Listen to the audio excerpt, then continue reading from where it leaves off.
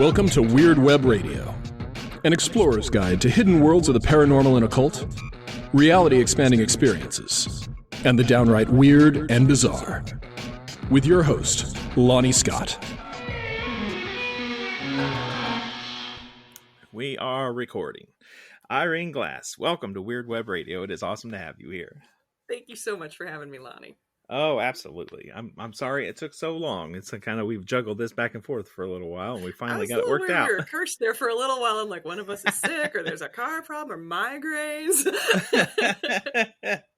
Right. Well, the first thing I like to start off with is always the same. It's a little story about you. For people who don't know you, you sent me the bio you want to use, so let's let people hear it.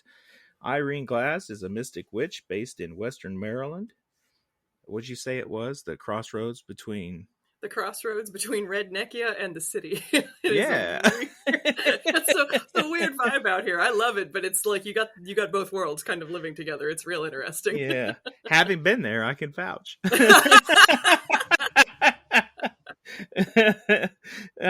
Says she is a longtime teacher of witchcraft, meditation, and magic in the Mid-Atlantic.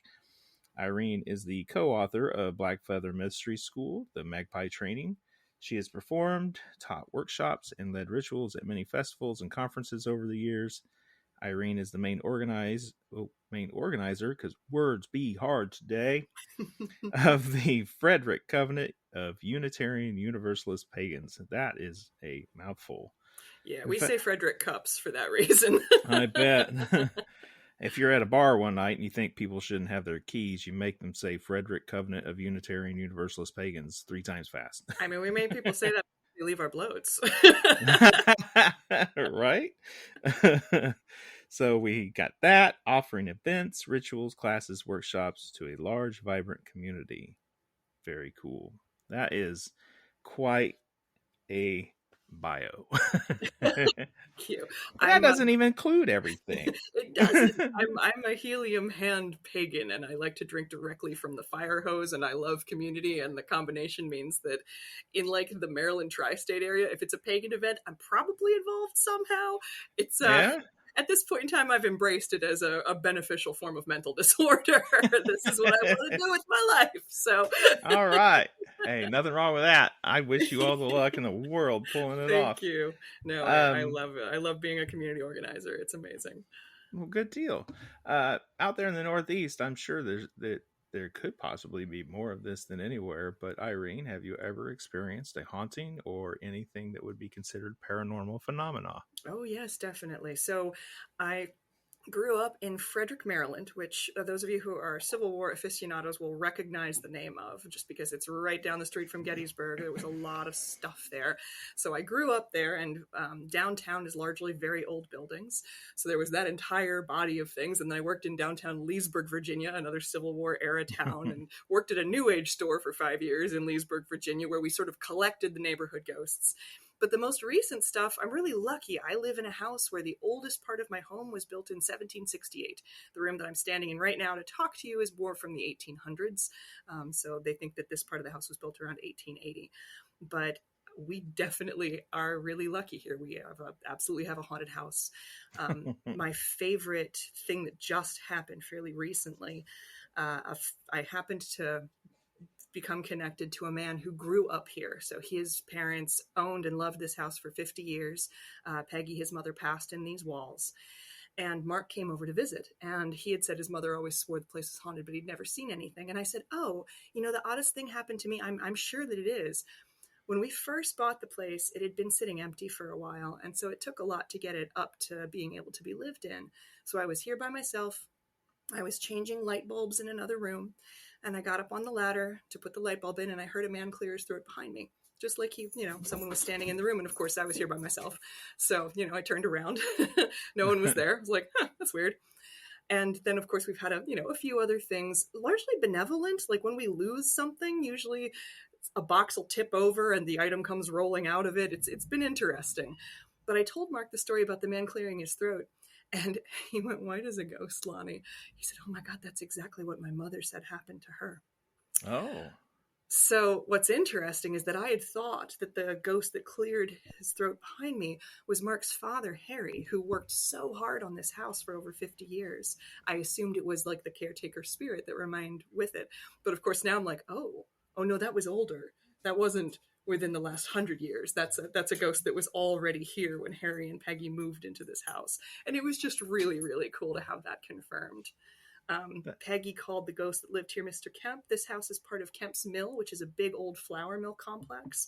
So I don't, this was the toll house for the mill property. So I don't think it was Mr. Kemp, but that's a good enough name as any. So I've started calling our ghost Mr. Kemp.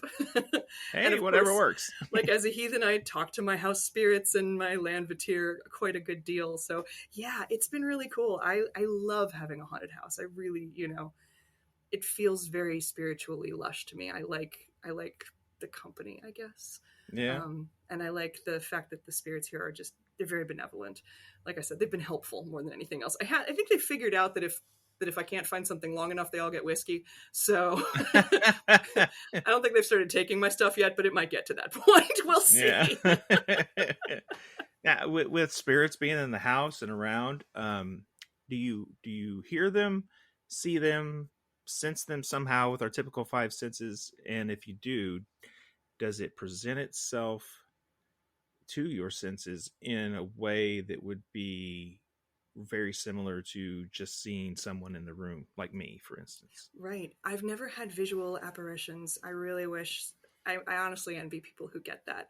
I'm left brain dominant. My understanding is that my brain is wired in such a way that I am less likely to see apparitions. But I get olfactory senses. So I'll smell cigarettes. No one in this house smokes, or has at any point recently. So I'll smell tobacco. When I'm asleep or in that sleepful, wakeful place, sometimes I'll feel a tap. Like I remember there was one night where we'd forgotten to set the house alarm and I felt someone tap my leg. And like I said, they've been helpful, right? They've been amazing so far. I love it here. And I'll hear things. So I'll hear voices or whispering in another room. I heard that man clear his throat. I'll sometimes hear footsteps in part of the house when I know no one is here. So for me, I think auditory is dominant, followed by olfactory. Okay, that's interesting. Yeah, I always wonder that when people are very aware of spirit activity around them, and for me personally, the line between haunting and spirit activity, as a witch or an occultist or magical practitioner would say, it isn't really there. But many people do like to draw that line. I'm always curious though, like how people experience them and how it presents to them, because sometimes people will tell you that they see spirits, but when you press a little harder on that information, like, so you see them the way you see me, the answer is almost universally no. Right. They see them in a mental picture or something like that, but I think it can be misleading. Yes, I agree. I'd make a big difference between, or a differentiation between our physical eyes and our spirit eyes, because I do a lot of journey work and associated magic, which means we do a whole lot of that in between visualization and experience, and then sometimes it takes over and you do see, but we don't see the way you and I are looking at each other right now on our computer screens, right? So I would never describe that as how I see a spirit, yeah. I agree with you. I think it can be just misleading. You brought up doing journey work and that kind of thing. How would you describe journey work for people who may not know what that is? Sure thing. Journey work or spirit flight is the process of sitting in meditation, bringing yourself into a trance state, and then going on a marvelous fucking adventure. That's book 2, the subtitle. Yes. Go on a marvelous fucking adventure. I mean, the fundamentals are in book 1. We teach spirit work in conjunction with witchcraft skills and Blackfeather because they work so well together. And I think as I don't know if I want to say a grown-up witch, but as a witch with more years of experience, I was sorry I didn't learn journey work and spirit work earlier, just because I found that they really added to my practice a lot. So for me, I find that rhythm helps a lot. I use a rattle or a drum or sometimes a drumming track to put myself into that light entrainment, that light trance state. And then you can begin the process by giving yourself an intention for where you want to go. I always advise people start by seeking out somewhere safe, find your place of power, your launching pad where nothing can fuck with you, find your fortress of solitude, and then begin expanding from there. Yeah, that's very, very good advice. I can hear it though already. Somebody who maybe doesn't know what that means, your place of power. They say, okay, so I have drums playing. I closed my eyes. I'm breathing. How do I know where my place of power is? Right. I always start by imagining somewhere real that you really feel safe. So I was a day camp counselor when I was a teenager. I worked at an outdoor YMCA camp that I loved, and my place of power is built off of the sports field. I'm not even kidding. Choose somewhere, start with the energetic version of somewhere that's already safe. One of my students, her place of power is at the porch of her grandmother's house, which I love, especially because you already have this space that's set up with entrances and exits and sort of on the porch versus off the porch if you're doing spirit work. She's in training to be a medium, so a space like that is really, really useful. But start with somewhere real, visualize it, make it as strong as you can, and then, okay, what else can I do at this space to make it magically potent? How can I learn to work with it in a way that nourishes me energetically and spiritually? And then you can begin to build it up. You can then invite benevolent spirits to talk with you in that space, and you can begin that process of making, spirit companions, friends, allies on the other side. And I also always recommend find yourself a bouncer early. Usually a member of your bloodline works really well. My bouncer is my late uncle. He is amazing. No one's as good at filtering the dead like the dead. So it's really good to have yourself a nice ancestral spirit bouncer. So, I mean, you say your late uncle is kind of like your guide, protector in that realm. That's right. I have heard many traditions and spoken to many people of different traditions that say working with someone recently dead isn't the best idea. It's not that recent, unfortunately. Oh, okay. Yeah, I lost him a long time ago. Yeah, I get you. There have been some sad things in my line, unfortunately. Yeah. Now, would you agree with those? Yes, absolutely. Ideas? Because yes. I kind of say myself that, ancestral practice is very important to what I do. But I like when my grandmother passed, my maternal grandmother was such an important, enormous part of my life. It rocked my world. Yeah. But I would never have called on her to be anything of assistance. You know what I mean? Yes. Within at least the first year or so. Yeah, absolutely. And I don't know how time. Yeah, because I'm not entirely certain how time may pass or work on the other side. Time's a weird thing anyway, if you look into physics at all. But, her photo's up there on my ancestral altar, and she is part of my regular ancestral offerings. I just don't ask her for anything. No, I just share love and kindness between us. Yeah, exactly. Yeah. She's still getting grounded on the other side. My own experience of watching my family and friends go through that transition process is it can take anywhere from a year to 4 or more. Usually I'll have a dream. I have a dream usually shortly after they die where things are very hard. And then at some point in time down the line, I have a dream where they're hale, hearty, well, and also dead. And I know then that, okay, we're on the other side now, and they're starting to really be able to manage their new reality. And that takes a while. But what I tell my own students is it's like being born, right? Where you come out screaming, unable to lift your head or really communicate your needs. And it takes a few years to learn to manipulate the new reality that you're a part of. And I think that transition process is a little bit like that. They're shifting into a very different space. I lost my father, it'll be 3 years this winter. And it'll be a while until I ask him for anything. Like you, he's part of my ancestral practice, a deep, important part. This past year's dumb supper was for him. And also, I haven't had that dream yet. And even so, we also have to have an awareness of our own emotions around the spirits that we work with. I love my uncle. He's a wonderful, wonderful spirit. He was a wonderful human, but we weren't super close in life. I don't think I could work with my dad in the same way just because I miss him so very much. You know? And I think that we have to weigh that. Yeah, I know, right? I have a hard time even talking about it. My dad was a spirit worker as well. He followed me into paganism. He is he was amazing. He was an amazing human. Sounds like it. Yeah. Yeah. All that weird stuff in me comes from him. Yeah. Long may his memory live. Hail. Right.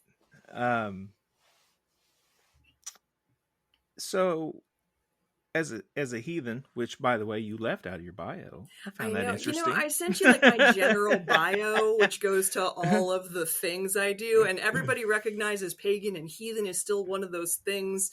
One, hashtag Nazi problems, and two, sometimes people don't even really know what it means. So yeah, well, okay, fine. We'll track back to that. I need a pen to make a note, but we don't forget that one. We're coming back to Nazi problems. We're coming back to that. So as a heathen and a witch, kind of occupying that crossroads of a magical practitioner, a devotional practitioner, and so on. And since we're talking about spirits and ancestors and all that kind of thing, it brings to mind various traditions have various ideas of what the soul is. Yes. Or what the soul parts are, or any of the above, anything in between. Do you have a particular view or model of the soul that you adhere to or find most beneficial to your practice? I find the multi-part soul to be very beneficial to my understanding of the universe and of myself. Many times when I'm teaching, I speak about the soul as unified, because then getting into the multi-part soul takes me way too far down a rabbit hole with basically witches and pagans that are studying with me. I feel like the multi-part soul is very much a heathen thing at this point in time, although I really hope it spreads. But for me, learning about the idea of a piece of soul that gets inherited is wonderful. The idea of the soul piece that comes from the Desir is wonderful. Like, I love, it makes so much sense to me that that we are a combination of things. It's a really beautiful lens to understand the self and our place in the world with. So I'm definitely a multi-part soul theory fan. Oh, same. Absolutely. Yeah. And Winifred Rose's book is incredible. So Winifred, there you go. You got another fan, homie. Oh my gosh. I'm teaching a Seidr course right now, and that was one of the early things. We're like, and you want to read this book because it's really important. Yeah, I like what Winifred has done. So much, in fact, Winifred lives nearby. That's cool. I've attended many a ritual with Winifred and Dean, of course. I've built her website for her, and nice. I insisted. I'm like, the world needs your writing, Winifred. What are you doing with it these days? Seriously, that was our conversation we had one day. Oh my God. No, you're absolutely right. She's got such wonderful things to say about heathenry. I'm really impressed with her work. Yeah, she's definitely a very important voice, I think, in the modern inclusive heathenry and building our approaches to not just be devotional, but also very deeply spiritual, asking those deeper, harder philosophical questions that I think ultimately, if a religion can't provide some kind of framework to at least explore it, then what are you even doing? Yes. Yeah. I think I'm loving voices like hers because of that, because as someone with a very established pagan practice that came into heathenry later, I enjoyed the ritual forms. I love the kinds of people that are heathen. I like the sort of irascible, self-reliant, grumpy. I don't know. I'm just into it. Hey, I'm not grumpy. Okay. I'm just saying that I'm a former Marine and it felt familiar. That's all I'm fucking saying. But I did find that at points I was like, is this all there is? And of course now I've learned more, and I've had an opportunity to study more widely and read more books. I'm like, oh yes, there is much more. But I think the commonly available form of heathenry does need more of those voices exploring those deeper questions and taking us further into ourselves and into our relationship with the land and into the relationship with the spirits. Like it's absolutely vital. It's I don't know, it's what makes it juicy and delicious and amazing. Juicy, delicious, and amazing. Book 3, Heathenry. Juicy, delicious, and amazing. Heathenry is a hamburger by Irene Glasse. That's the bonus edition or whatever, right? By the time we're done, you're going to have a library, right? I am, and they're all going to have ridiculous titles, which is extremely on brand. So yeah, that works. You mentioned Saith in there, or Seidr, however you prefer to say it. I always said Saith. And that is something I was going to bring up since you did. Let's get into that for a minute, or 5 or 10. Because when I first met you in person, was at Troth Moot in Maryland, of all remember. places. Go figure. I remember you were. I remember seeing you, and correct me if I'm wrong, but is that your partner, your husband, or whatever? The tall blonde person. Yes, that's my spouse, Ash. The tall blonde person. All right. Non-binary. So yeah, setting up with the your band, your musical with group. Kindred Crow. That's right. Yes. But later during the Saith ritual, I noticed. So it was you, and of course Diana, because she was there, and correct me if I'm wrong, but that was all her particular Rofnar approach. Yes, it's Rofnar style. Right? Absolutely, that's right. Okay, and then someone sneaking in here trying to steal stuff. How very safe, like no. So I remembered it was you and Diana, and I'm not going to drop anybody else's names. It's nobody's business. Yes, I don't want to out them if they don't want to be known, but I know there was 3 of you at least on that stage. Right. There were 3. You in particular stood out. I wasn't certain it was you because of the veil or the mask or whatever. Yes. But I'd heard you talking outside previously in that day. Your voice, I'm a professional hypnotist, and I thought, and part of that is tone and pacing yourself and being able to lead someone into a trance. Not all that different to what you guys are doing, right? So your voice in particular stood out to me incredibly. Just hearing you speak while you were up there in that chair was mesmerizing. Thank you. Completely enchanting. And I saw the shift. As a hypnotist, I'm always looking for people's response to trance-like experiences because I can't help myself. It's your field. I'm a yoga teacher. I watch how people walk. I can't shut it off. Yeah, there you go. Can't shut off the tells. Yeah. Right. And I know as you started speaking, you saw everyone in the room just kind of shifted forward in their seat as though they were being pulled into that experience by your own words. So, first of all, well done. I think of anything I've ever seen in that kind of format, in a public format, because I tend to be, as much as I'm into all this stuff, I tend to be a little skeptical too, especially of public performances. I'm absolutely convinced that you're the genuine thing. What you were saying was coming out real. Yeah. Right. What I am experiencing is real, whether it's like Petri dish double blind test, prove it in physics. I don't know, but what I am seeing is real. And I hear from people afterwards that many times the conversations that they have through me with beloved spirits are accurate. And I think that there's no greater confirmation than having somebody turn up later and be like, so I think I know who I was talking to when you were sitting in the chair. It was great aunt such and such, and I just found this. There was one just recently, we did a Seidr where the seer in the chair was talking about the importance of doilies, of all strange things, to someone who is asking for ancestors. And Lonnie, she found a box of fucking doilies that her great grandmother had made later that week. Nice. It's a form of ritual and magic that is stunning. One of the most powerful rituals I've ever seen. I first saw Save done at a Sacred Space conference, and I walked out of that like, I need that. I want that fucking skill. Where can I sign up? You put that in my veins right now. And fortunately there was a training course coming up. I signed up for it, and I've been with my Save Guild for 7 or 8 years now. Yeah. So when you're up in that chair, I presume when you practice say that you're always in the chair, because that's seems to be the tradition. Am I right or am I wrong? No, so I take different roles. So if I'm one of the seers, then yes, I sit in the Saith Yalder. I sit in the seer's chair, but I also guide sometimes. As you said, my voice is useful for guiding meditations. It's good for settling rooms. So I make a good guide for that ritual as well. So those tend to be the 2 roles that I take. Okay. When you are in the chair, when you're acting as seer,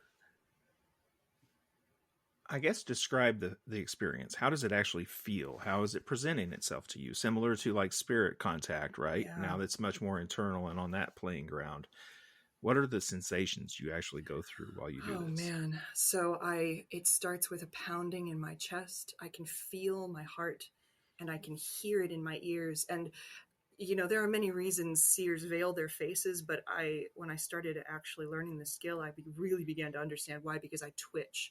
And it's, I think, a very good thing that no one can see what's happening under the veil. I can feel the muscles of my face start to go, and it's asymmetrical. And then I go through that process of feeling all those changes. And as I'm doing so, of course, I'm also concentrating on where I am. And the way Rafnar style works for anyone playing along at home is that we basically go down to the gates of hell, and then the seer goes through the doors to the other side, and we go to the feasting halls of the ancestors to find a place to sit and relay questions and get answers. So at some point in time, the physical sensations, I guess, kind of become background noise because of what I'm seeing with my spirit vision at that moment, right? So my eyes are closed, and I begin to see Hellheim open up in front of me. It's sometimes different depending upon the day, but most of the time when I come in, you can kind of see the houses of the ancestors against the hills, and there are many times feasting tables sort of by the gates. Sometimes when you come in, there's a lake. Many of us have seen a lake at various points in time. It's beautiful. It's a little darker than you'd expect. There's no sun exactly, and also it's not night. It's a really interesting place.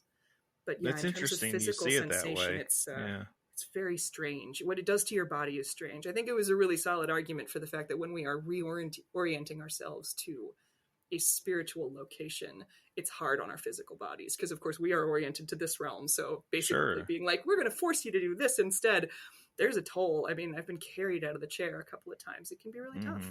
And also it's so rewarding and amazing and beautiful, and I wouldn't trade it for $1 million. I wouldn't. Yeah. I say, when I don't practice the Rafnar style of Safe. I do have my own particular approaches, and have certainly well-worn paths in trance journeys and stuff. When I take my trips, and early on, when I took my first trips into what my mind found to be hell or Hellheim, Heimdall is who always greets me when I go anywhere. Always. And Heimdall in my brain, if you've ever watched True Blood, is Lafayette. Pretty much. I like that. That's amazing. Pretty much. And it kind of works. Yeah, I like it. Okay. Yeah. I mean, he is the one that said, Thor, you wear the dress. You know what would solve this? A whole lot of cross-dressing. That's really what we should do right now. No, we have epic armies and sorcerers and allies and magic, and you slay giants, but you know what would really fix this problem? Wear a dress. Come on, big burly man. Put on Freya's gown. Yeah. So anyway, that set the stage for who always seems to greet me when I go to heathen spaces in trance journeys. I don't experience Hellheim quite the same as you do. I don't think probably anyone quite does. Yeah, it seems to be different for all of us. You're talking about if it's real, it's a multiverse of who knows what, you know, and where who knows how many souls or soul parts or what have you are there. But I was told specifically that was one particular realm, and included any other underworld that I would ever encounter, as though they may be separate or blending, never quite clear, that while living, you'll never see this as it is. You'll never access it as it is. You'll never quite know it as it is. And then that smile comes across his face and says, nor would you want to, until that time. I mean, that makes sense. It's sometimes hard enough to leave without really seeing it, you know. I could understand that it would be very hard for an embodied human to leave that space if we really saw it, you know. I think that the spirits do protect us from ourselves. I always love the analogy. Why be in a hurry? You will be here. Exactly. We're going to show up there eventually. So, well, and I think that I really do believe that there are things that are beyond incarnate humans. There was a physicist that was talking about our understanding of the universe and how far we get to go with it, and said that, you know, there are things that are going to be beyond us. And the way he described, he said, I have an incredibly intelligent cat. It's the smartest cat I've ever owned. He's brilliant. He knows how to open doors. He's the smartest of his species I've ever seen. And I will never teach my cat French. And I think of us as being a little bit like that, right? We can be the cleverest, most attuned, most practiced magic user in the world. And we are never going to learn whatever that equivalent is of fucking French that is completely outside our realm of what we get to do with this incarnation. Yeah. So what you were told makes perfect sense. I think It it's does. really logical. Yeah. And for the non-heathen out there, when we say gates of hell or Hellheim, What else? Just one. And it's not what you think. Yes, it is simply our underworld. And depending upon your reading of the lore, but on my reading of the lore, it is essentially where everybody goes through, even if they're on their way to another hall somewhere. So we all pass through Hellheim, even if then we move on to Valhalla or Folkvanger, or we go hang out with Heimdall or whatever. Like, there are many places, but it's Grand Central Station of the underworld. My own experience with Seidr also backs that up, in that I've talked to like Roman Catholic priests in there. Like, everybody's available in Hellheim. Even if Which gets that's into not that their underworld.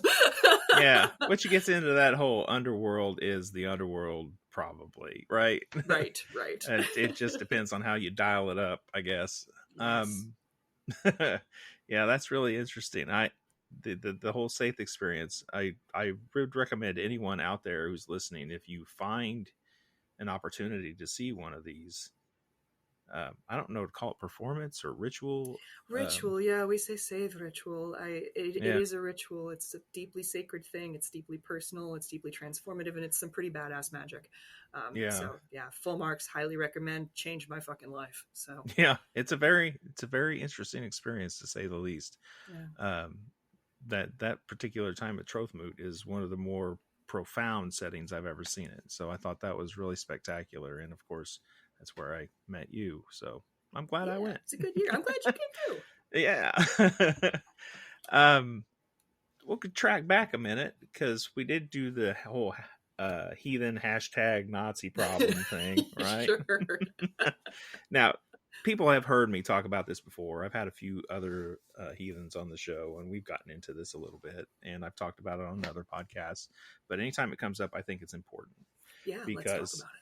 Because, like, my enormous dedication to the Troth has always been the dedication to the inclusive mission of the heathenry, to provide those resources and access to real scholarship that isn't painted with some modern, you're special because of your blood, skin color bullshit. Yeah, no one can see me rolling my eyes right now, but I'm rolling my eyes really, really hard. Yes. Yeah. So I guess, what's been your experience as you came into heathenry? I guess, did you come into heathenry before you got into witchcraft and magic, or do they kind of happen at the same time? Vice versa. So I had already been a witch for a long time. I came into heathenry sideways. You know how sometimes the gods will just come along and kidnap somebody? It seems that way. That's kind of what happened to me. I got recruited by Freya at one point. and I just never looked back. But yeah, that was probably 2014 or so. 2014 would have been the beginning of my journey into heathenry. Okay. Yeah, we've got a Nazi problem. I mean, it's terrible. I remember looking for heathen groups in Maryland, and everything that was coming up, the websites were highly problematic, and a whole lot of talk about traditional marriages and, making enough children and things like that, and all of the buzzwords that we associate with, right? So I think some of the most tragic stuff. So I live, as you mentioned, in Western Maryland, and it's a really funny blend, because we have a whole lot of like Appalachian families that have been here for a long time. I am like 20 miles from the West Virginia border. So we have this more like sort of rural and sometimes conservative worldview that smacks right up against Baltimore and DC, right? So it's this really weird cross section. So we end up with wonderful inclusive heathenry groups, and then also highly problematic ones in the same space. I remember my kindred was doing an open belote at our Unitarian congregation, and there was a man who showed up, person of color, and told me that this was the third heathen group that he tried, and the first two had told him he couldn't come because of the color of his skin. And I mean, I still got temper problems. They're in better shape, but stuff like that makes my blood boil. Right.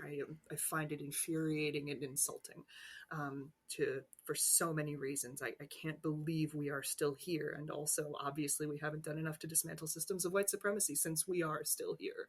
Mm-hmm.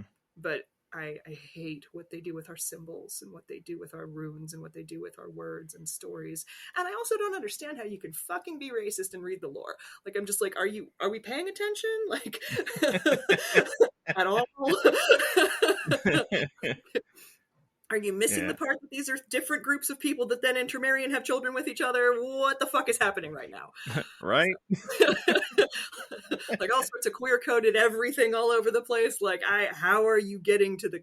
But of course, they're getting to the take that they have because of the fucking Nazis and their improper use of Norse mythology back around World War II, and it's just continued rolling since then. It fucking sucks. It fucking sucks. Yeah, it is a problem. I will say it can seem overwhelming at times, especially if you live in certain areas. I just don't think that as wide and prevalent as a problem as it used to be. It just seems like they're still loud. Because I remember yeah, when I got into heathenry through runes, my thing was always runes and seeking the magic of runes, and as a chaos magician, blending those arts and things. And you can't study the runes without bumping your head into the lore and heathen practice and so on. And way back when, I remember getting on online forums and that used to exist that don't exist anymore, and getting into the heathen recon groups and all that kind of thing. And you would think that you were okay until someone would ask a question. Hey, I'm gay, can I? Hey, I'm black, can I? Hey, I'm trans, can I? And they would be berated on these forums as though they asked if they could punch somebody's mother in the face. All they're trying to do is say, I feel really close to something in this tradition and I want to know more. Right, exactly. And the gates are slammed in their face because of these different reasons. And I find it abhorrent and disgusting. And it is bad that it's out there. And thankfully you and others and myself and the Troth and other organizations, I hope, are doing their part in countering that kind of dumb shit. Well, and you're right. I think I'm too aware of it because I look at it a lot, but the truth of the matter is that I know way more inclusive heathens than otherwise. And now when we hear of somebody that's still like associated with the AFA or whatever, it's that person over there that everyone knows has a giant red flag on them and they're not part of our world. Right. And it is not all over the forums now. Instead, it's so easy now to like look at a heathen site and find out whether they're okay, did they sign the declaration? Are there rainbows all over everything? Like, do they use the inclusive heathen hashtag? All right, fantastic. I know we're okay. So you're right. It's better than it's been, and also it's still hard and it's frustrating. Yeah, and I hate that every time I meet someone with a Thor's hammer, you have to play the game, asking the right questions and waiting to see what their answers are before you decide whether to actually talk to them. Yeah, it is funny how that happens too, because, clearly you could see me. I mean, anyone knows me. I've always got this Mjolnir pendant on and I wear it openly and proudly. I feel like it's a signal and a beacon to anyone who's interested to ask questions. Yes. And hopefully I'm the first one they meet. Exactly. But other times, I've had it go both ways where I'll see someone else wearing the Mjolnir pendant or have heathen tattoos or something related that would signal to me that they could be one of us. Well, when I took on the role as a steward in the Troth years ago, it's because I like to build that bridge. I like to figure out who people are. And it can be a little tricky just to ask somebody. Now, I mean, like the last time I was actually walking through the grocery store locally and a guy came walking by with one of those big Mjolnir pendants, and I could see some kind of, I thought a Mjolnir tattoo on his inner forearm, and off he went down the aisle, and I stopped and looked, and I was like, do I don't know. Oh, well, I'll check. And off I went, and I stopped him. And I said, "Hey, man, nice necklace." And I pointed at mine. And he goes, "Hey, I like yours too." I go, "Are you heathen?" And he says, "Yeah, I'm heathen." And I go, "To save us both a lot of time, are you inclusive or are you folkish?" And he goes, "Well, I don't have any time for any racist assholes, if that's what you're asking." And I said, "Well, that puts you more inclusive. Let's have a conversation." Welcome to our table. And we've kind of been developing a friendship since. That's So, awesome. yeah. And other times, like I had a situation like that go down where it starts off a similar way. And the guy says, "What do you mean inclusive or folkish?" I said, "Well, what books do you read? How about that?" And he started talking about a certain person who's written some books that is less than human in my eyes. He's a genuine piece of shit that started the AFA, that guy. Yes, I know. He says he reads those books, that book, that website, those things. And I was like, would you care to hear a counter argument to those? Have you ever heard another position to that? Because there are things in there that are kind of problematic, claiming that they're real, connected to our ancestors, and it's simply wrong. That they are pushing ideas that were in fact started by Nazis. Would you like to hear about that? Because I can help and point you to better sources. And he said, no. He didn't want to hear any of that shit. And we parted ways, and I made a mental note of his name, his location, and not to recommend anybody talking to him. Well, God's love you for having those conversations, Lonnie. That's awesome. Yeah. So, I mean, you have to. I think you have to. The only way we're going to... I don't think it's enough just to shout the other side down. Yeah. I just don't. I think you have to be willing to have a conversation with some of these people, because I know good people, and I'm not going to name them because it's not my business to do so, but I know very good people dedicated to the inclusive cause who started by joining the AFA years ago because their website looked better and they didn't know. Yeah. And that kind of thing happens. Well, and I know that in my own reading around de-radicalization, that most of the time when people fall in with extremist groups, with radicalizing groups, there's a deep need that's not being met on some level, right? Like when you fall into a philosophy of hate, it gives you an easy thing to blame, as opposed to taking a harder look at the systemic issues around you that might be why your life is not succeeding in the way that you think it should. It's a lot easier to just be able to center it around something as arbitrary as your genes. And being able to talk about it really does seem to be the way to begin to diffuse that, to start to gently bring people back to the side of the good, I guess we could say. Yeah. Yeah. When people say, well, it's my ancestors, ask them which ones. Yeah. I mean, are you talking about, are you talking about the ancestors who also spoke English? That's not very far back. Are you talking about the ancestors who spoke a different foreign language? That still might not even be that far back. Are you talking about ones that only lived in a specific place at a specific time, spoke a specific language, and eventually fucked and met other people and didn't do all that shit for very long either? Or do you mean the fish or the single cell organism or the ancient stars that exploded? I'm not sure what you're talking about, your special ancestors. Well, that's also such a narrow ancestors too. I feel like that's so limiting, I mean, right. You're talking about tens of thousands of people and other beings over the course of all of time, and as soon as life started on this planet, that's a lot of ancestors. It's not just between whatever it was, like 600 and 1200. That's ridiculous. You can't just focus there. Yeah. I'm like, I know people want to feel special, but I mean, there's plenty of other ways to do that that are much better for you. Well, and Heathenry gives us a model for that too, right? We are our deeds. You want to feel special? Go fucking do something good for your community. Get out there and build something. Help somebody. That's how you feel special. Right. Do good shit. I agree. Book 5.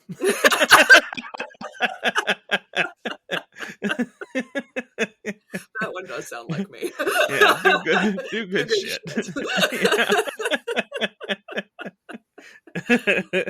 All right. Speaking of books, I mean, we need to get into your book. We should probably talk about mine. Yeah. All right. Magpie Training. Yes. Yes. I don't have it in front of me. I was looking for the title. Blackfeather Mystery School, the Magpie Training. That's right. Yeah. So I Blackfeather love the Mystery name, by School. the way. Oh, thank you. Blackfeather Mystery School is the mystery school that my brother Kane and I have been running for the past 4 years. Our ravens are finishing up their training now. Every year is one whole level of training. It goes Magpie, Rook, Crow, Raven. And there is currently a Magpie training group going on online that's got about 130 people in it. And like I said, we're wrapping up Raven training. That's in person. It started as in-person classes. That's fantastic. Yeah, it's awesome. I'm really lucky. I work out of a Unitarian Universalist congregation that has a very active CUUPS chapter that I also happen to lead. And it's an amazing place to be able to develop a school. And for Kane and I, it is basically the magical school we wish we'd gone to. The whole thing came to me in a vision. Interestingly, the directive to form it came from a Seidr ritual where we were working with the Norns. And I went to the Norn for school, the Norn that talks about the future, and asked what I should do. And that Norn, through the seer in the chair, said, teach, make them like you. And so Blackfeather Mystery School is an attempt to basically give my skill set to someone. If I could do it in a more concise and directed way, as opposed to the meandering 20-plus year journey that was my magical training. So I love that you called it Blackfeather. I think I told you this once before, like the tradition that I've created over the years, those who I fully initiate into the tradition, I call them Blackfeathers. Oh, I love that. Yes. Yeah. No, we call our students are the Blackfeathers. Yeah, absolutely. Yeah. And then they're referred to by level names. So I've got a bunch of magpies right now. I've got a bunch of ravens right now. Yeah. It lends itself to a beautiful system. So Magpie would be the first circle, first 1. training of you. Is that kind of an outer court teaching similar to witchcraft would call it? Or is it like a full, you're in, here's what you do first? Yeah, you're in, here's what you do first. I spent some time in Wicca. It is where I come from, but I found that keeping people to outer court teachings doesn't give them what they're really looking for. And many people get frustrated because they're looking for real magic before they actually get their hands on it, and they'll go somewhere else. So I wanted to begin to address what people were looking for right away. So Magpie builds the ground skill set. And what's interesting about the book is that, of course, you can use it as a course and basically work your way through it, and it will give you a fantastic foundational practice of witchcraft and spirit work. It'll get you there safe, strong, really good skills. You'll be awesome. And also you can come at it later and fill in the gaps, which is interestingly where a lot of my students come from, where I've got fairly accomplished witches, but maybe they didn't have spirit work as a skill set. Maybe they'd never really had a formal training at any point in time, and it's a nice cohesive whole. What I really love doing is teaching intermediate to advanced witchcraft. And so I needed to build a basic course first that teaches what I consider the essential skills so that then I could get into the really fun shit. So Magpie starts that journey. It starts you with, with journey work. It starts empowerment early. When I was thinking about the directive, teach, make them like you, that one of the things about me that I think is magically distinct is that I'm very confident. I'm an empowered human. I trust my ability to get myself both into trouble and out of it again. And I trust my strength. And I really don't take a lot of shit from anybody, regardless of the body they happen to be wearing at the time. And I wanted to begin to give that to people. So Blackfeather starts you on empowerment practices from day one. The very first altar we build is an altar to the self. And that's the one we work with through the entire course for the first year. So it's designed to do a few different things, but it'll definitely get you there. And it's nice. Multimedia as well. We do a lot of guided meditations, of course. We use the skills of journey work. And if you go to blackfeathermystery.com, all of the meditations that are in the book are downloadable right there for free. You just have them. That way you don't have to, that's that weird thing, when you're doing a meditation out of a book where either you have to record it into a voice recorder yourself, or you kind of go into your journey space and then look at the book and then close your eyes again and then look at the book and close your eyes again. It's awkward. All right. I'm at the tower. I'm looking. Oh shit! Which way do I look? What happens next? Yeah, exactly. Right. So I'm also a musician. I'm in Kindred Crow. We have a studio. Let's just record all of the meditation. Yeah. Good idea.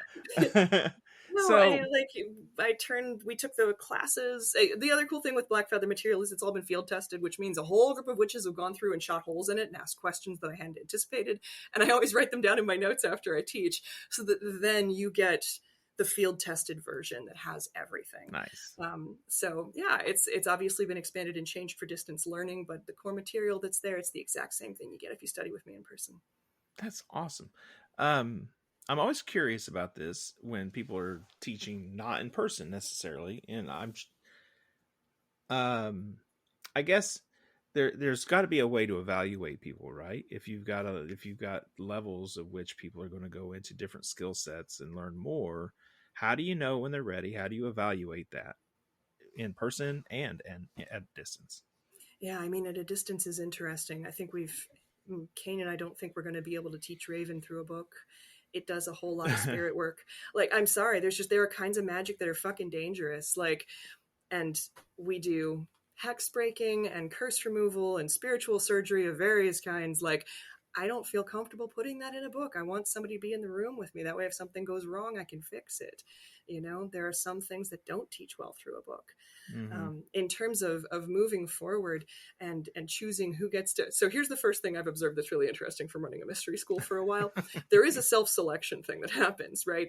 In that the higher up in levels we go, the smaller the student base gets, right? So Okay. the original group of Magpies, when the first time we ran it in person was, I think it was 60 or 70 people were the core group, right? We started with over 100, but eventually after a year, you have about 60, right?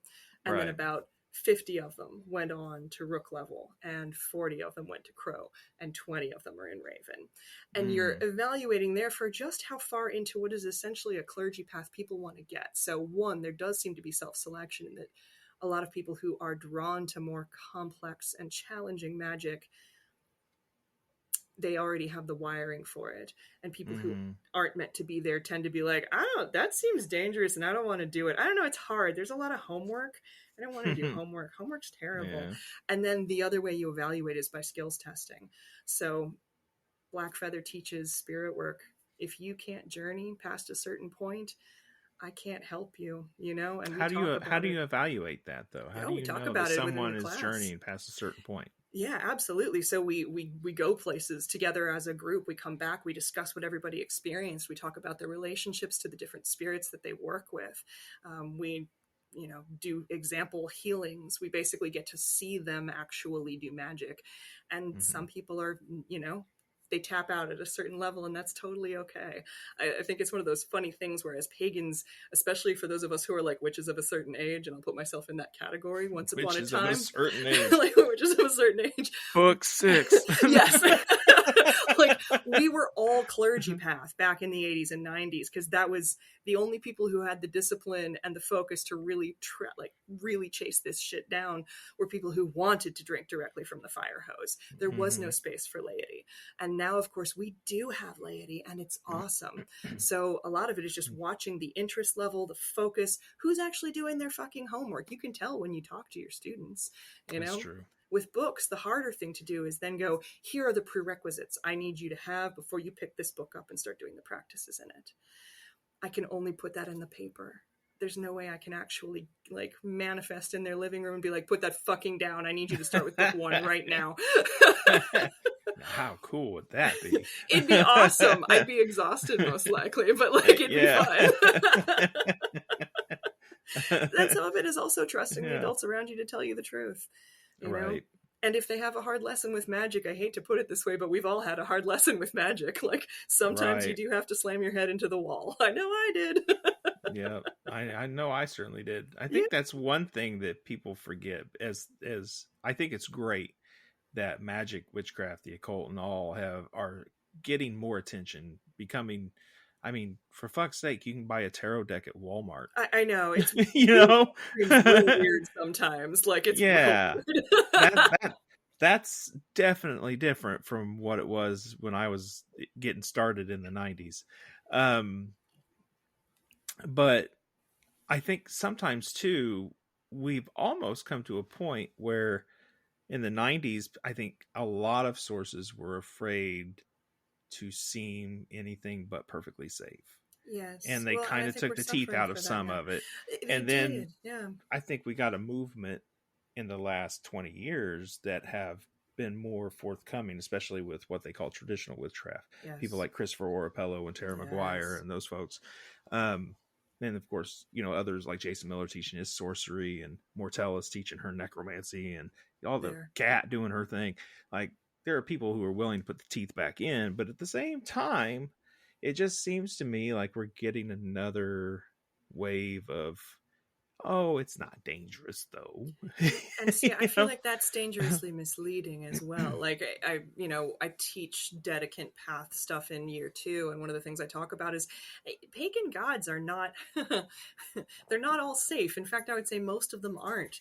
The spirits they're basically people. If we can think of spirits as essentially being like people, that helps a Yeah. lot. They are Yeah. complicated. They all have things they are trying to do. Some of their goals may align with you and may cause you to form strong bonds and alliances. And sometimes their goals may mean that you end up tied in the back of a car, for fuck's sake. Like, it's like, while indeed he drives off with your body. It's good grief, Irene. Show me on the doll where they hurt you. No. no, it's true though, right? Like, witchcraft isn't safe. It shouldn't be. It's not supposed to be. I think there was so much reaction to the satanic panic and the need to make ourselves seem non-threatening that we did a disservice to magic and to practitioners. And then people can get into problems that they don't know how to solve, right? Because if we don't ever teach about the things that have sharp teeth in the night, how will they know to wander around with a sword? Like, Yeah. This information does need to be included, Yeah. Absolutely. Very well said. Very well said. That brings to mind a question. What do you see or feel is the difference between magic and devotion? I think magic is about manipulating reality and causing change. And devotion is about relationship building.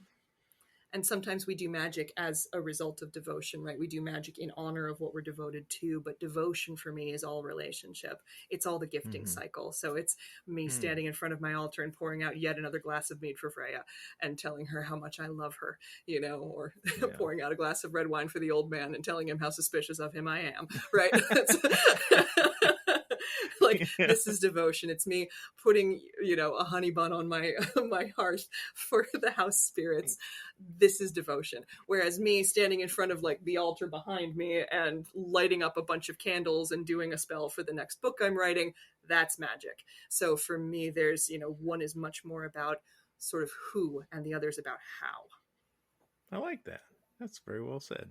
Thank you. Yeah, you're welcome. You answered that like you've answered it before. I don't think I had, actually, but thank you. I like it when it sounds like I know what I'm doing. It means I'm convincing. I am cleverly disguised as a responsible witch. Yeah.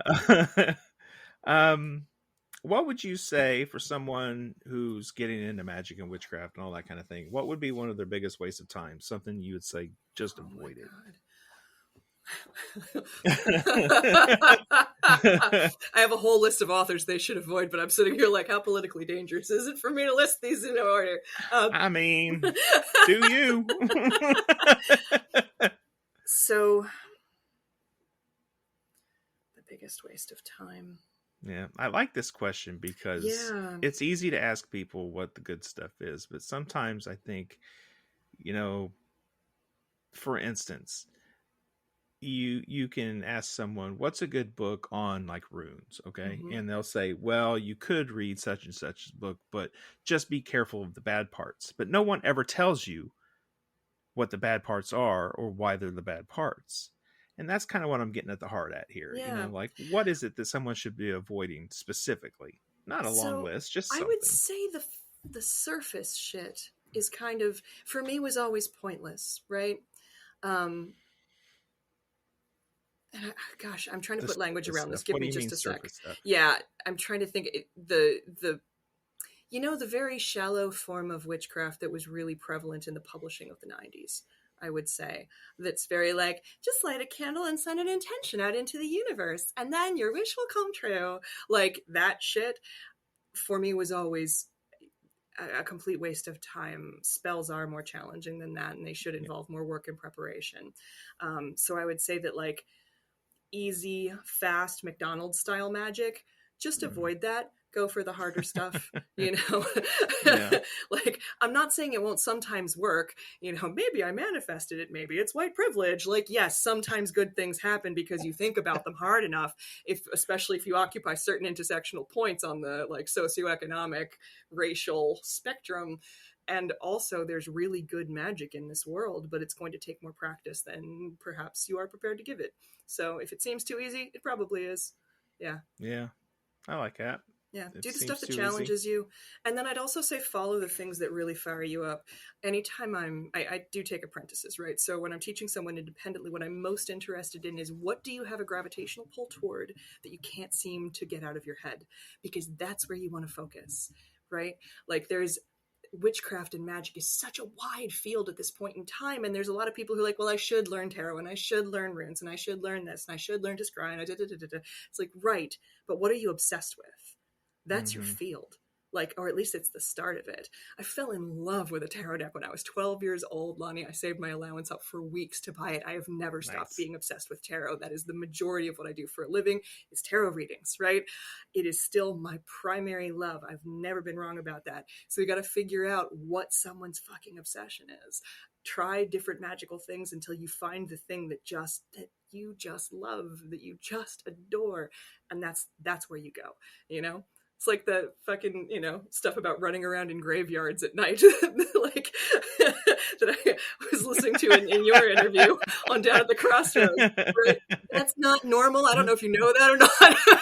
I didn't do that when I was 14. But that's your focus, right? Because you're out there doing that. That's the deep love. That's that excitement and curiosity, and that's the engine for magic. For like finding the source of renewable energy to do the studies to then make the magic possible. You got to love it first, and then it'll make you be good at it, because you won't be able to tolerate being bad at it. That's true. Yeah. Embrace your curiosity. I dig that. That's basically what you're getting to the heart at there. Yeah. And not just curiosity. Like, what do you get your passion? With? Yeah. Your passion. Find that. Yeah. I totally dig it. So you read tarot a lot. What's your go-to deck, or do you have a rotation of them? Because I have a rotation of working decks that I love the most. See, and I'm a deck monogamist, right? So I'll use one for like 10 I didn't know I was polyamorous with my tarot. You're polydecuous. You are. That's book 7, 8, and 9. Because there can't be just one book. The truth is, I do actually have 3 that I work with, but 1 primary. And I currently I was gifted in a very powerful moment a copy of Ciro Marchetti's Legacy of the Divine. I really, really love the artwork. Yeah, it's beautiful. I like Ciro's work. His most recent one is more inclusive, which I really like. I got the sort of Kickstarter special one, so the cards actually have my last name on them. You could get the back of the deck with whatever you wanted on it in terms of lettering. And it was also the Ciro's art for your astrological sign. So it's got the Gemini art with the last name Glasse on it, and then the cards are of course on the other side. So that's a pretty cool thing. That's my festival deck. The copy of Legacy of the Divine that I use, I've been using since 2009. It no longer goes to festivals just because of climactic issues. It's put in some hard labor. It's already looking a little chewed up, and I don't want it to be destroyed. So that's my home office deck. And then I have another one that I use. I love the True Black Tarot for specifically doing shadow readings. So I have a deck that is oriented toward looking at the suppressed and harmful and sometimes hexed aspects of a reading. So I'll do like a regular cards, and I'll look at the shadow, and I use the True Black Tarot for that. And then I have one deck that is dedicated to Freya. I actually have a carved amber set of runes that's also hers. And when I talk to Freya, I use those 2 items to get messages back and forth. I like that. All of my tarot decks are dedicated to Freya. Every single one. As soon as they arrive. She's a good choice, yeah. Yeah. It's the sorceress. It's just one of those things. An idea popped into my head. I don't know if it was my idea or hers, but that's what I do. Yeah, it's a good choice. I am backing. I don't think you can anymore. I'm checking now. I'm backing a tarot deck on Kickstarter that is specifically for shadow readings. I think someone sent me the link for that. I'm very curious about it. Dark Reflections tarot deck. Yeah, I think that might be it. And it's not taking any more backers right now. That's too bad. I'm backing one right now that's by the same artist that did the True Black, but it's a light version. It's called The Ephemery, and it looks like it's going to be the same, like really beautiful, high contrast sort of, I joke about the True Black Tarot. It's like the Lamborghini of tarot decks. Like, it's gloss printed. It just feels expensive. It's a very It does. deck. I have it. I have found that particular deck, and if the creator is listening, sorry, but I have found it very difficult to shuffle. It is. I cut rather than shuffle because I just, same thing. Because of the gloss, it just doesn't slide at all. So yeah, but it is beautiful and gorgeous. Enchanting. And I love how each card is related to something in astronomy or something else. You know, it's very, very cool. Yeah. Well, he's got another deck coming out, so I saw it. I saw it. Yeah, I was able to write that one off as a business expense. I'm like, no, I'll use this for work. My accountant probably hates me at this point in time. Yeah. Oh, well, you do what you do, right? I do what I do. It's a good living. It's just a weird living. I always tell people that tarot is my occult drug of choice. And I'm going to buy what I want when I see it, when I want it. I just am. That's fair. Yeah. Well, Irene, I think we've come to a good point to wrap up the public portion of this discussion. Is there something that I should have asked, something you'd like to talk about, or anything that I didn't cover that you would like to get into now? I think the only other thing is I'm a weekly blogger. I write at glasswitchcottage.com. My last name is Glasse, so when you put that into the URL, definitely remember the E is, Gaelic names. It's a silent E. So, but I write a lot. I write a column for my local paper, actually, as one of their rotating clergy. And I've been writing almost weekly, except for times when I get sick or have writer's block, since 2017. So if you hop onto that blog site and search, there's a lot up there in terms of magical technique, information, approaches, tarot readings. It's a nice free source of information. So, full marks, like, I'm going to keep writing as long as they let me be in front of my computer. So I have a lot of opinions. That works. Are there any festivals or anything coming up this summer where Kindred Crow, your band, could be seen? Yeah. So, and honestly, if Kindred Crow is at something, most likely I am also teaching. So yes, we have a full docket this season. So we start in April at the Fertile Ground Gathering. That is in the Triangle area of Virginia, kind of near Quantico. And that's a really lovely festival. Then we've got the Green Man Festival in Greenbelt. And then we are playing the Morrigan's Call up in Connecticut, which is going to be awesome. I'm not teaching at that one. We're just going to be up there doing music. And then after that, oh Lord, if you go to kindredcrow.com, it's all there. It's all there. It's all there. kindredcrow.com. I know I'm teaching at Free Spirit Gathering. And coming up fairly shortly, depending upon when this airs, Sacred Space Conference is coming up in the very beginning of April. And I'm teaching a lot there, and I'm one of the board members on that conference. And that's a good one. It's intermediate to advanced only. It's amazing. If you ever wanted to take a class with T. Thorne Coyle or Christopher Penzak, there's your opportunity. They're all going to be there. Yeah. Where's that one at? That one's in Timonium, Maryland. It's fairly near Baltimore, so even if you travel, it's real easy. We've got an airport right there, and if you let us know you're coming, we'll arrange to help you get to the hotel. Very cool. Yeah, it's a great conference. All right. I think we've covered where everybody can find you even in that question. How cool. Well done. Thank you. Thank you so much for your time. I really appreciate it. Lonnie, thank you so much for having me. It was wonderful to get a chance to talk to you. Absolutely. And you officially have an open door to come back anytime. Yay, so, thank you. For everyone listening, thank you so much for tuning in. Please remember to share this with all your friends, your family, anything you might enjoy it. Please do go check out everything Irene does and consider supporting her work. Buy her book at the very least. Come on. If you want to hear the rest of this conversation, and I certainly hope you do, come join us on Patreon at patreon.com/weirdwebradio or go to weirdwebradio.com, click join the membership, and join the fun. All right. Stay weird out there, my friends. Yay. And now it's bonus audio time. Irene Glasse, are you ready? I am ready. Let's do this. I'm excited. All right. It's all the weird stuff now. Yay! First question is always the same. What famous person's resting place do you most want to visit and why?